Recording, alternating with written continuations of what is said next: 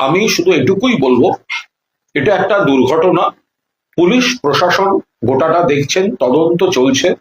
মহামান্য রাজ্যপাল, আপনি দয়া করে পুলিশ প্রশাসন তদন্ত চলাকালীন অকারণ নেতিবাচক মন্তব্য করবেন না। আপনার মনে থাকা উচিত কিছুদিন আগেই গোয়াতে, সেখানে কাদের সরকার, একটা নাইট ক্লাবে আগুন লেগে ভয়ঙ্কর মৃত্যুর মিছিল হলো।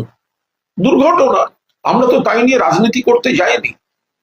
যদি কারোর কোনো খামতি থাকে, একটা ডেকোরেটরের গোডাউন, পাশে একটা মোমোর কারখানা, কোথাও যা যা গলদ, যদি যেখানে যা যা আছে সেগুলো পুলিশ প্রশাসন সেগুলো চিহ্নিত করছে। রাজ্যপাল, আপনি রাজ্যপাল হিসেবে যেতেই পারেন, কিন্তু তার মানে এই নয় যে একটি দুর্ঘটনাকে আপনি রাজনৈতিক মন্তব্য করে বিরোধীদের অপপ্রচার, কুৎসা বা ন্যারেটিভ স্থাপনে আপনি সহযোগিতা করবেন। উনি বলছেন অ্যাক্সিডেন্ট ইজ নট অ্যাক্সিডেন্ট, এর পেছনে হিউম্যান ফ্যাক্টর আছে। বলছেন আমি ফ্যাক্ট খুঁজতে এসেছি, এখানে ফল্ট খুঁজতে আসেনি, প্রশাসন ব্যর্থ হয়েছে সেটাই দেখছি। আমি বলছেন অ্যাডভাইজারিও জারি করবেন এবং তার বক্তব্য যে সব স্টেট কোনোভাবেই হতে দেওয়া হবে না, প্রশাসনের খামতি ছিল তাই এই ঘটনা ঘটেছে। দেখুন, দুর্ঘটনা, আমি আবার বলছি, দুর্ঘটনা সবসময় দুর্ঘটনা।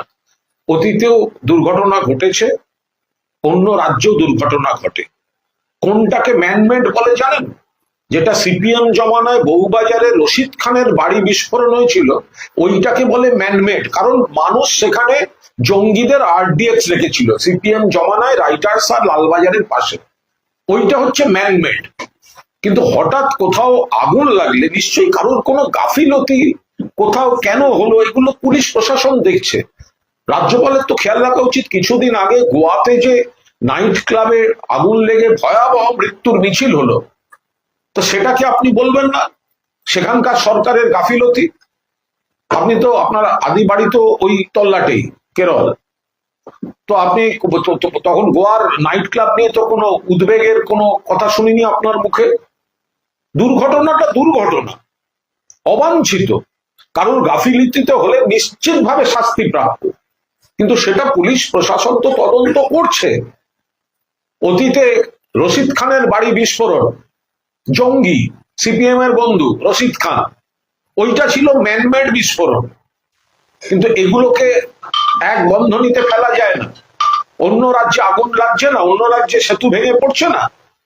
আমরা চাই একটাও দুর্ঘটনা না ঘটুক, খারাপ ঘটনা কেউ চায় না, ঘটেছে, এবার সেটা পুলিশ প্রশাসন তদন্ত করে দেখবে। শুভেন্দুবাবু এটা নিয়ে মুখ খুলেছেন, উনি বলছেন যে ওয়াও মোমোর মালিককে মুখ্যমন্ত্রী স্পেন সফরে দেখা গেছে, তাকে গ্রেফতার করা হবে। দেখুন, যদি কোনো কেউ, কোনো প্রতিনিধি দল বা নিজে থেকে বা কোনো বণিক সভার চেনা সূত্রে বা কোনো বণিক বন্ধুর চেনা সূত্রে কেউ যদি স্পেন বা বিদেশে কোথাও গিয়েও থাকেন, তার মানে এই নয় যে কেউ ভবিষ্যৎ দ্রষ্টা যে তার 3 বছর বাদে তার কারখানায় আগুন লাগবে। তাই যদি হয় তাহলে শুভেন্দুবাবু, যারা কোটি কোটি টাকা দেশের ব্যাংক লুট করেছে সেই লোকগুলোকে তো নরেন্দ্র মোদীর সঙ্গে গ্রুপ ছবি করতে দেখা গেছে। যারা ভারতবর্ষের ব্যাংকের কোটি কোটি টাকা লুট করে বিদেশে পালিয়ে গেছে, তাদের তো প্রধানমন্ত্রী নরেন্দ্র মোদীর সঙ্গে গ্রুপ ছবিতে দেখা গেছে। মানে ছবি দেখে আপনি কি বিচার করবেন? তর্কের খাতিরেও ধরি যে মুখ্যমন্ত্রীর কোন সফরে কোন জায়গায় কোন ব্যক্তিকে দেখা গেছে যা 3 বছর বাদে তার কোনো কারখানায় আগুন লাগবে, এটা কারোর জানা সম্ভব? কিন্তু ব্যাংক লুটটা জানা সম্ভব, কারণ ব্যাংকের কর্তৃপক্ষ আপনাদের, অর্থমন্ত্রক আপনার, অর্থ সংক্রান্ত এজেন্সিগুলো আপনার।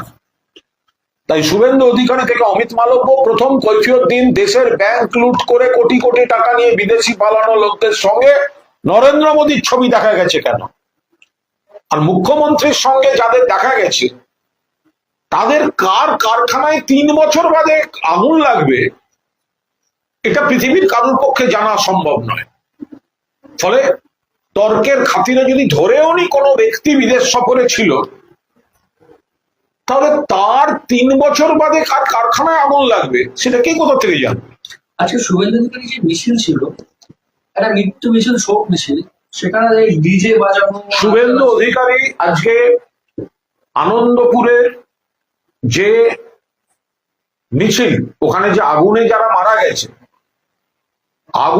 মারা গেছেন তাদের নিয়ে যে মিছিল করেছে, সেটাকে কি বলা উচিত? শোক মিছিল বলা উচিত? সেটাকে কি বলা উচিত? আপনি মুখে ভাব দেখাচ্ছেন উদ্বিগ্ন, মুখে ভাব দেখাচ্ছেন শোক, আর আপনার এই হচ্ছে মিছিল।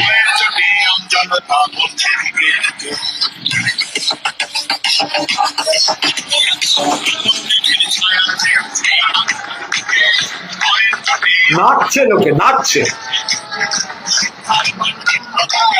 এটা নাচছে, ডিজে বাজিয়ে নাচছে। এবার দেখুন এটা কি, এটা শোক, এটা শোক। দু হাত তুলে ডিজে বাজিয়ে নাচা হচ্ছে, এটা শুভেন্দু অধিকারীদের শোক মিছিল। বাংলায় এই সংস্কৃতি ডেকে আনবেন না কেউ, এই সংস্কৃতি বাংলায় ডেকে আনবেন না। আমি আবার বলছি, যখন আগুন জ্বলছিল, যখন উদ্ধার কাজ চলেছে, তখন সেখানে তৃণমূলের মন্ত্রী, তৃণমূলের জনপ্রতিনিধিরা ছিলেন, দমকল ছিল, পুলিশ প্রশাসন ছিল, উদ্ধারে প্রশাসন কাজ করেছে।